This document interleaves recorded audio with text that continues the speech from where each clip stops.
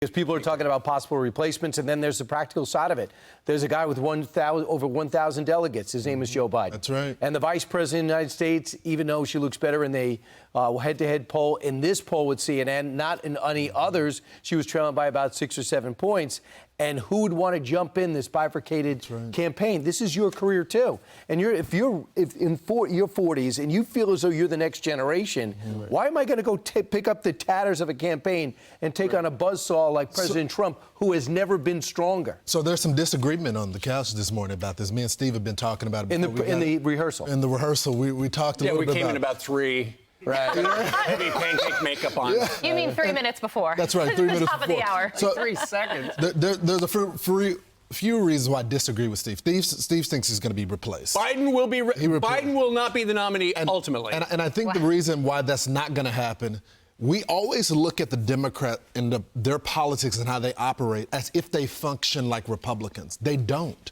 Their party leadership has way more control. I don't believe the 25 report. And if it is true that 25 Dems are going out there and going to say for him, that means Nancy Pelosi has flipped, and that means Hakeem Jeffries has flipped. The second thing is, if he does get removed, there is no ifs, ands, and buts about it. They have to select Kamala Harris. They have to.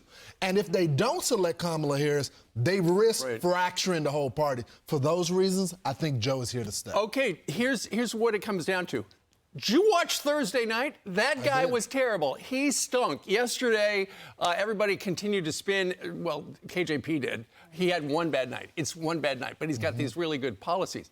Ultimately, what all these Democrats are starting to do, and these 25 Democrats who Reuters is talking about are those frontline Democrats in purple districts, and their political future is in peril. So rather than back a guy who they feel is going to lose, they're saying, you know what, we're going to write a letter and say, maybe you should take yourself out. Ultimately, what they're trying to do is they're trying to convince him to bow out, because if there's a fight, it's going to be too complicated. Yeah. But ultimately, here's what it comes down to. On one of the Sunday shows, Joe Manchin was supposed to be on one of the Sunday shows, and he was going to come out and say, I know I've worked with Joe Biden for decades, but Joe Biden has got to step aside and let somebody else take over. He got the full court press by Chuck Schumer and other top Democrats, and they said, you cannot be you can't do this to Joe. You've been a friend too long. Tammy Baldwin, who is the senator in Wisconsin, Joe Biden is going to her hometown on Friday. Suddenly, she's not going to be there because of his scheduling. Well, listen, I think that it's just amazingly 4 months before the election, it's too early to tell. And this report of 25 Democrats, it really hinges on the schedule that was released by Karine Jean-Pierre yesterday, where she says he's going to do the interview on ABC. We're going to have a press conference for NATO next week in Washington, D.C. If he has big mistakes during those 2 public events, I don't even think it would be up to Joe Biden and Jill Biden anymore. If there is a tidal wave of Democrats that say, you got to go, they are representing their constituents, the American people, and that will be the determining factor. Incredibly, Joe Biden was at a campaign event in McLean, Virginia yesterday, and he made an admission that will make things even worse for him today. Here's the quote. He said, I decided to travel around the world a couple of times shortly before the debate, and then I almost fell asleep on stage. What he's talking about is going to France for the D-Day anniversary, and also Italy for the G7 summit. Back and forth. The last time he was in Europe, that trip that he was talking about, was 13 days before the debate. He had 2 weeks to recover. So he's saying he fell asleep on stage. So there's a couple of things happening. Number one, he's still not telling the truth. He said he almost fell asleep on stage, which is unbelievable, unless you're on some type of cold medicine that should be NyQuil.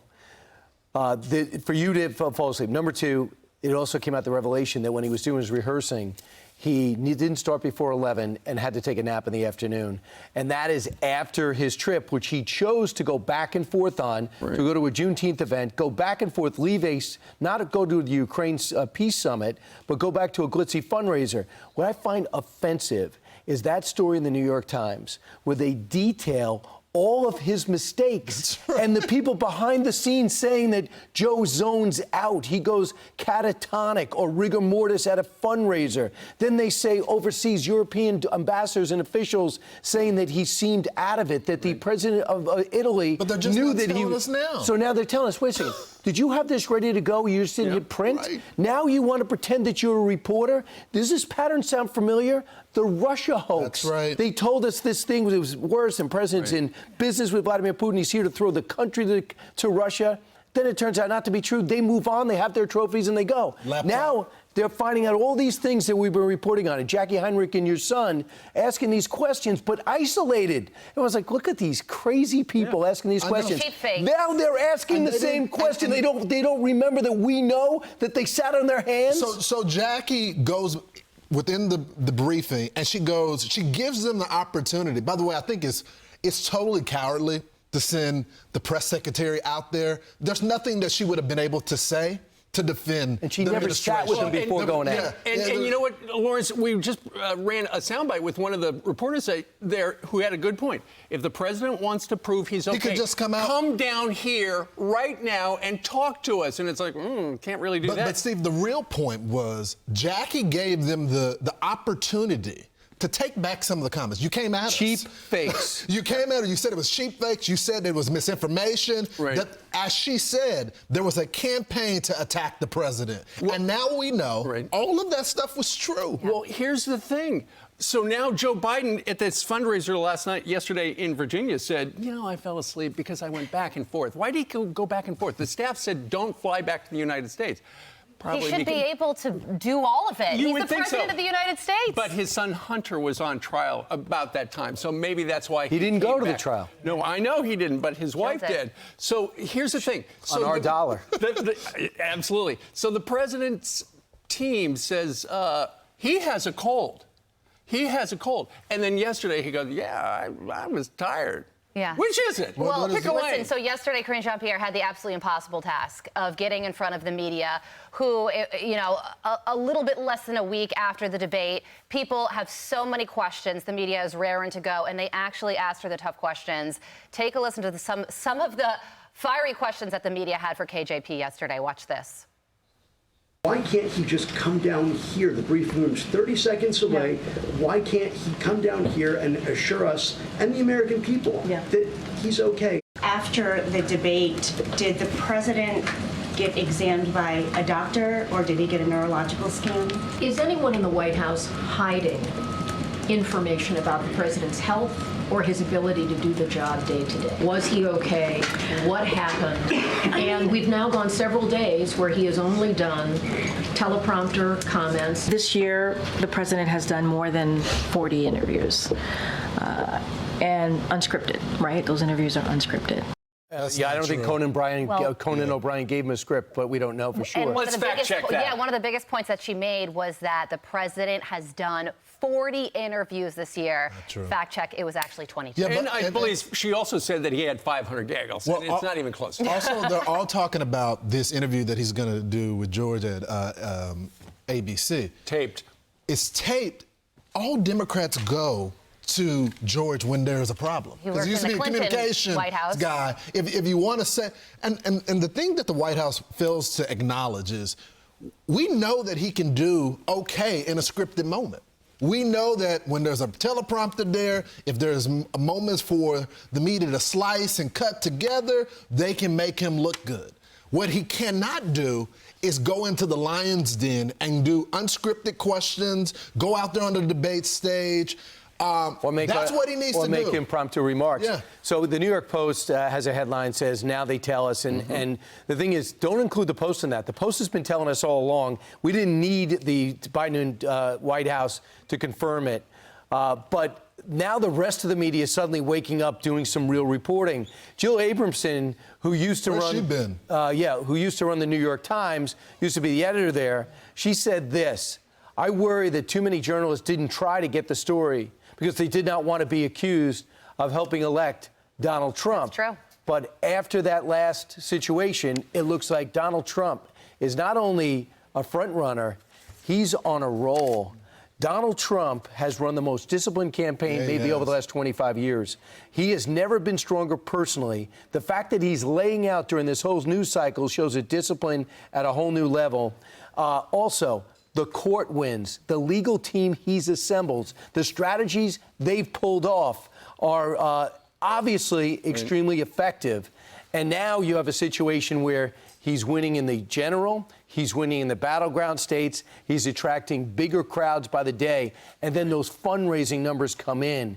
And I thought the Republicans forever would never be able to match the Democrats. He's surpassed it. Well, lawfare has blown up. Well, you know, a good point. After we all saw the debate on Thursday, there was a call with a bunch of Democratic governors on Monday night. And Minnesota governor... Bedwetters? Were they bedwetters? Don't know. Haven't asked. Probably if they were on the call. I don't think they were bedwetting yet. Tim Walz, the governor of the great state of Minnesota, got everybody together and said, just want to take the temperature of the room, see where everybody is. Yesterday, Andy Beshear, who is a great governor, Democratic governor in a very red state, he said, essentially, we're going to talk to the president. They're going to talk to him today on a phone call. We just want to make sure he's okay. Well, this is his supporters. We just want to make sure he's okay. And you know what else? Major Democratic donors, you know what they're doing? They are worried about Donald Trump getting a second term. They know Joe Biden. That Joe Biden from Thursday night cannot win. So what are they doing?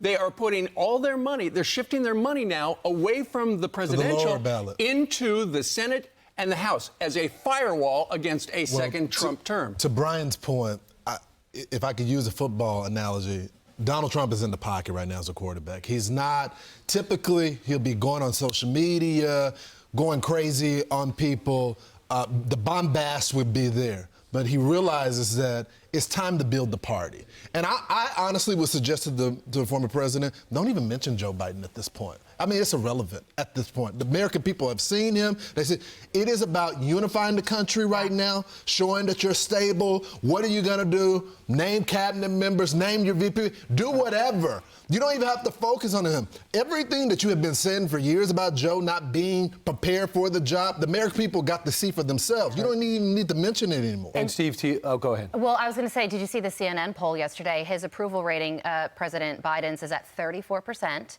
75% of Democrats say that another candidate would be better. They would win more likely than if it's Joe Biden. So 75% of Democrats essentially want him replaced. Three things bother me about him as current president. To your point, Hunter's in these meetings. Oh, that's a good point. He is on the speakerphone, listening in on calls, not traveling, not just on the meetings. I thought Hunter and his father weren't involved in each other's business. but he's the least qualified, especially because we don't know whose cocaine that is too, number two, he's the least qualified person. It is not up to the president to put his son as his advisor. That is a no-go zone. Well, his wife is his top advisor. At least she has not spent 15 years with hookers and crack, as far as we know. And also, we know he just got convicted, and he's about to be destroyed, I think, in that tax case. And number two is, he said we're giving $65 billion to Ukraine to build their electric grid? Really? And also, he told Benjamin Netanyahu, if you hit back in Iran, you're on your own. So this is the decisions he's making. You're on your own after Iran's part. Well, let's make it a dollar bet. Okay. I bet Joe Biden is not the nominee. And I bet that he stays in. All right. A dollar. You heard it, folks. One George Washington is on the line. I'm Steve Doocy. I'm Brian Kilmeade. And I'm Ainsley Earhart. And click here to subscribe to the Fox News YouTube page to catch our hottest interviews and most compelling analysis.